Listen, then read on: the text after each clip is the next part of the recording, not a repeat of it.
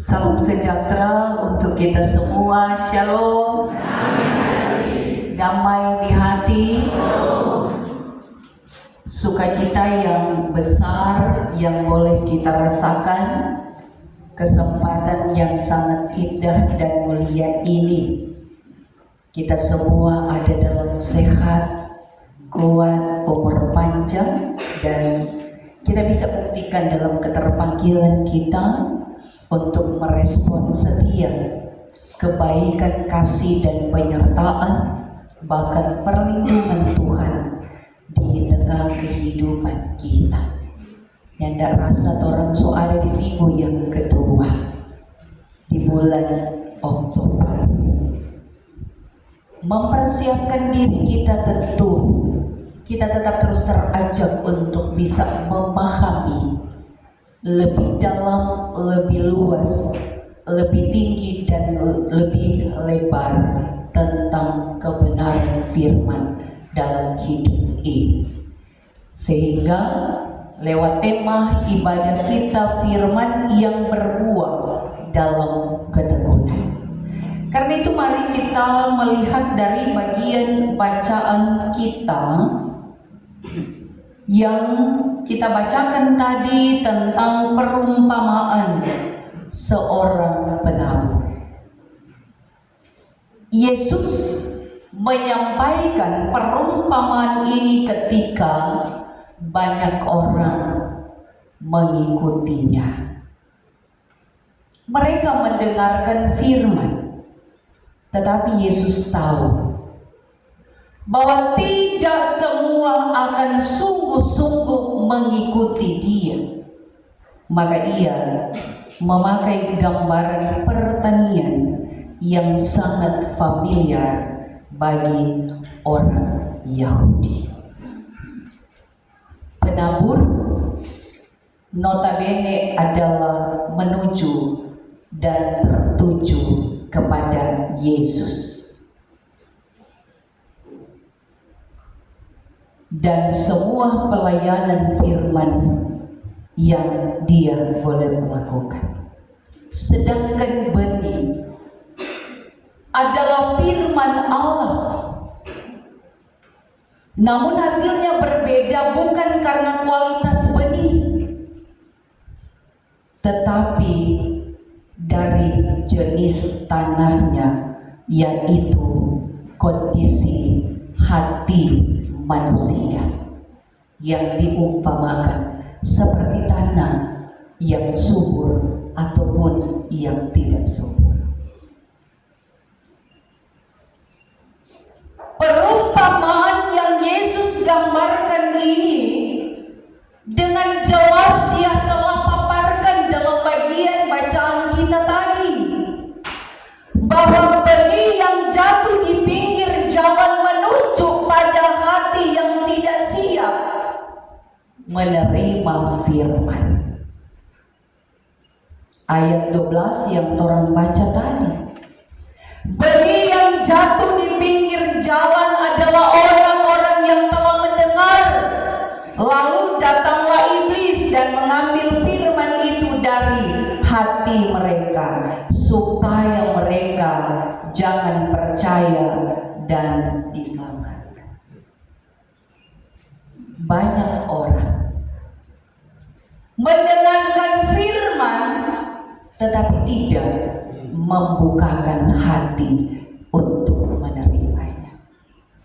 Mereka bisa bersikap sinis, mereka bisa acuh tak acuh, mereka bisa sibuk dengan kesibukan mereka sendiri, dengan hal-hal yang lain, dan akhirnya mereka membuat dan membuka peluang iblis untuk mencuri firman yang belum sempat masuk dan berakar di dalam hati. Akibatnya tidak ada perubahan hidup karena tidak ada penerimaan yang sejati. Benih yang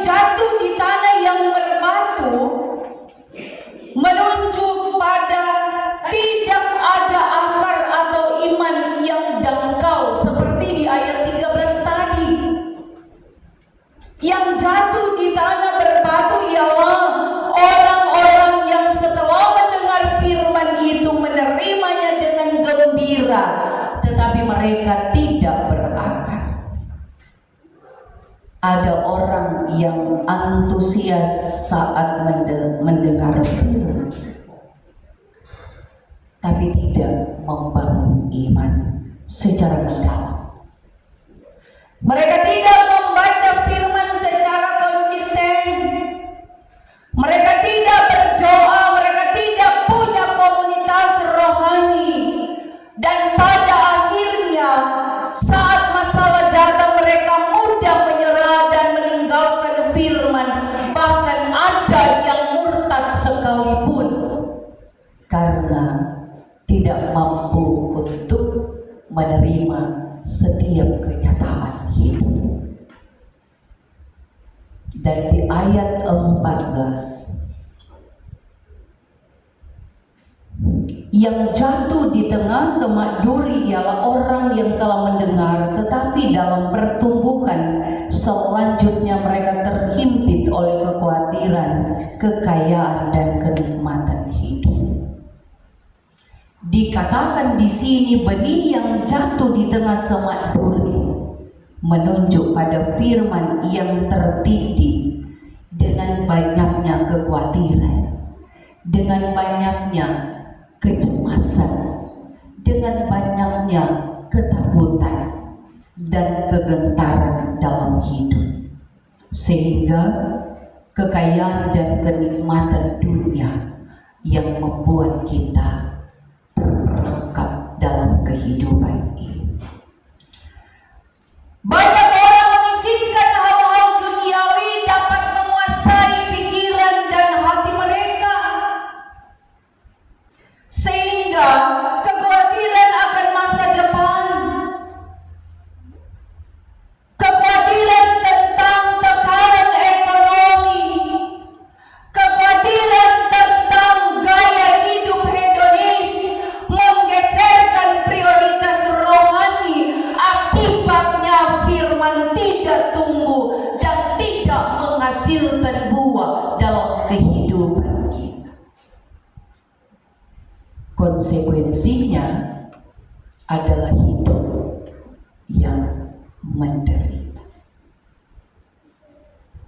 Dalam ayat 15 dikatakan, yang jatuh di tanah yang baik itu ialah orang yang setelah mendengarkan firman itu menyimpannya dalam hati yang baik dan mengeluarkan buah dalam ketekunan.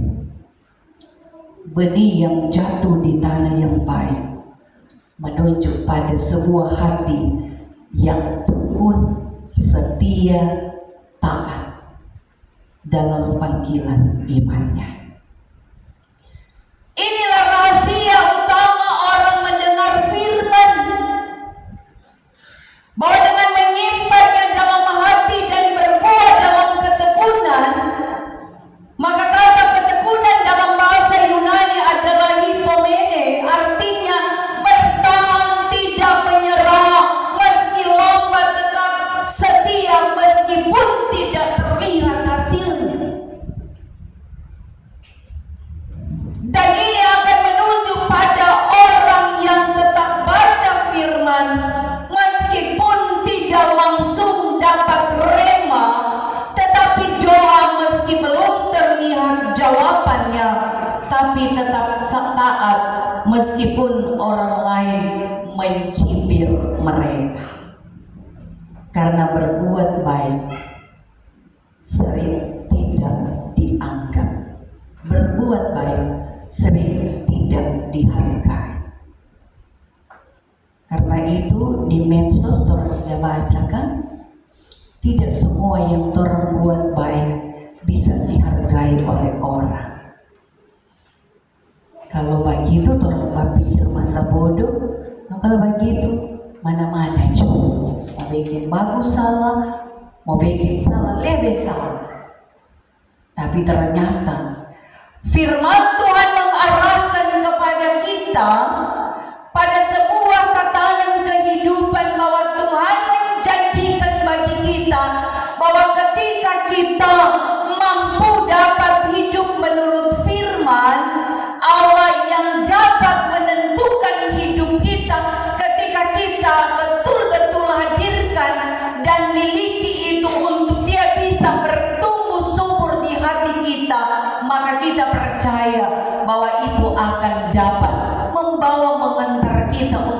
menguasai setiap hidup dia.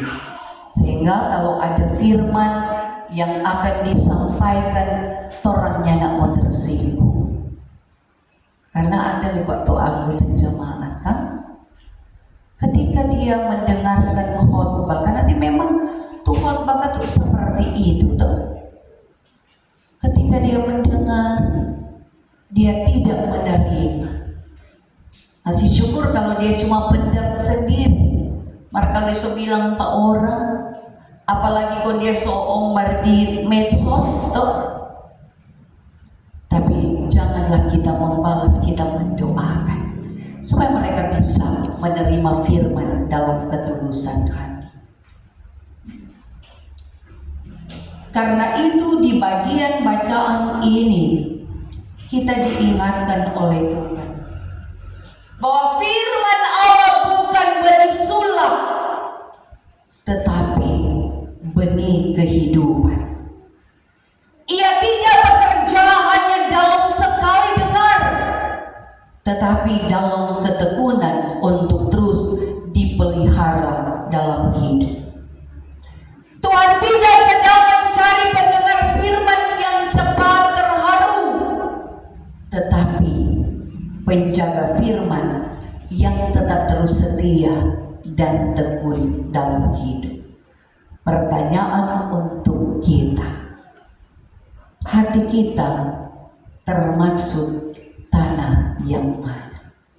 Tentu orang jawab jo sendiri kan, dengan melihat dan mengalami dalam kehidupan ini.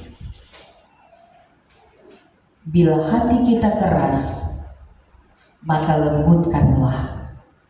Bila dangkal, perdalamlah akar iman kita kepada Tuhan. Bila penuh duri, menunjuk pada sebuah iri hati, dengki, dendam, dan amarah, bersihkanlah. Dan bila sudah menjadi tanah baik, peliharalah itu, jagalah itu dalam ketulusan, ketekunan, ketaatan, karena dapat menghasilkan buah yang pasti datang indah dan tepat pada waktunya. Karena itu dalam sebuah ilustrasi berbagai jenis tanah hati, sehingga firman tidak diterima dan dilakukan. Ketika firman Tuhan jatuh ke hati kita setiap minggu, tapi mungkin tanah hati kita masih seperti tanah sengketa. Kalau disebut tanah sengketa, orang yang suka berselisih. Firman masuk bukan untuk ditaati, tapi untuk diperdebatkan. Itu kalau hati yang disebut sebagai tanah sengketa. Tapi tanah gambut dikatakan mudah terbakar emosi. Maka firman menegur, sedikit langsung tersinggung. So kita lihat tu penatua tu pendeta tu dihakim ada bilang apa. Jadi memang firman yang menyuarakan. Tanah liat kering menunjuk pada sebuah karakter keras hati, terkeras kepala. Tuhan mau membentuk, tapi dia berkata, saya memang begini orangnya. Karena itu lain kali orang mau tegur, nyanda kalau sobat itu kita sobat itu, nyanda ada orang mau dapat atasi dengan begitu. Dikatakan dengan tanah longsor, kategori bahwa firman masuk tapi langsung hilang, terbawa kesibukan. Hari ini menangis, besok lupa. Dan tanah berlumpur atau berlumut kelihatan lembut tapi licin. Firman tidak pernah gersam karena selalu menghindar dengan alasan, dengan begitu banyaknya alasan dalam kehidupan ini. Dan tanah pasir hanya menerima berkat untuk diri sendiri, tapi tidak pernah memberi dan berbagi. Tanah reklamasi dikatakan tampak rohani, tapi dasarnya palsu. Hanya tampil luar, tidak ada kedalaman.